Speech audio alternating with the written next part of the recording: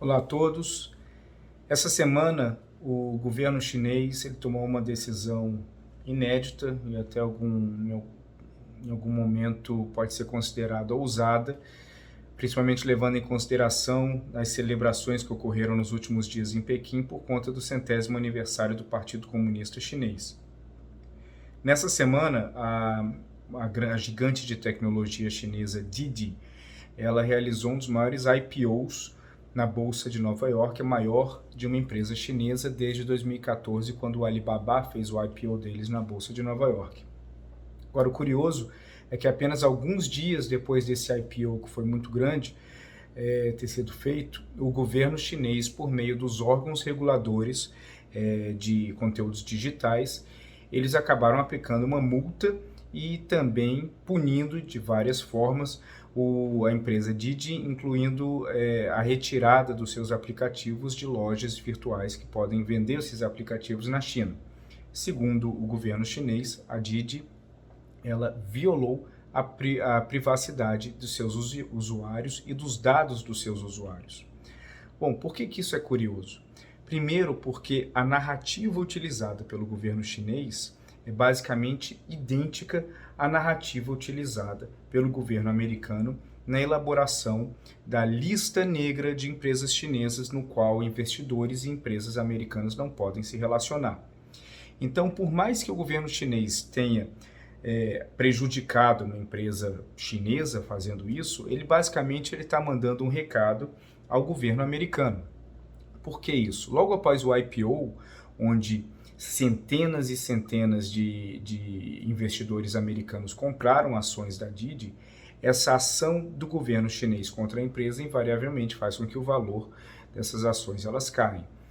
E basicamente o que o governo chinês está fazendo, ela está mostrando ao investidor americano, com a mesma narrativa utilizada pelo governo americano, como uma empresa como essa pode ser prejudicada em cima de uma narrativa que os chineses consideram fantasiosa, por mais que os americanos não considerem assim. Então é curioso que a tendência é que, passando algumas semanas e alguns meses, a Didi ela vai se recuperar a sua relação, seu status positivo com o governo chinês, mas isso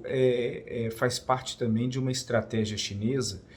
onde a China entende que um dos principais pontos de confronto com os Estados Unidos se dá na área tecnológica. E na área tecnológica, os Estados Unidos geralmente utilizam várias argumentações para aplicar sanções contra as grandes empresas de tecnologia da China. Propriedade intelectual, questões de direitos humanos, segurança nacional, etc.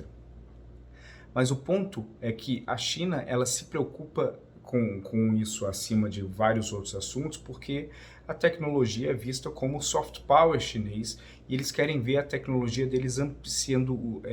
utilizada cada vez mais no Ocidente e principalmente em países em desenvolvimento, além, claro, dos Estados Unidos.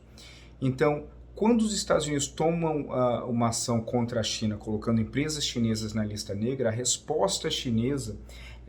agora principalmente com a Didi, é de criar uma pressão em cima do governo americano, mas que não parta necessariamente de Pequim, mas parta dos